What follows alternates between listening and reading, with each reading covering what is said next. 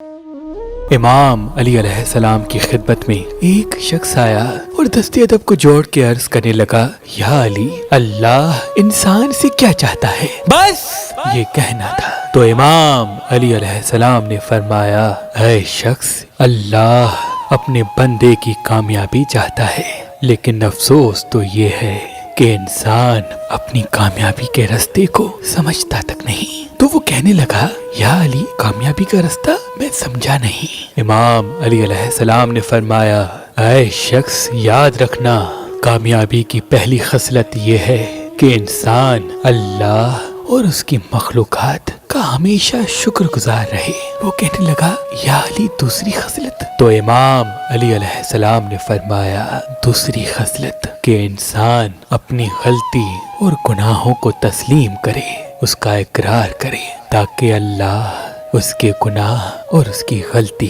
معاف کر دے۔ اے شخص، میں نے اللہ کے رسول سے سنا کہ جو انسان اپنی غلطیوں کو تسلیم کرتا ہے اور ہمیشہ اللہ اور اس کی مخلوقات کا شکر گزار رہتا ہے، وہ اس جہان اور اس جہان میں ہمیشہ سرخرو رہے گا، ہمیشہ سرخرو رہے گا۔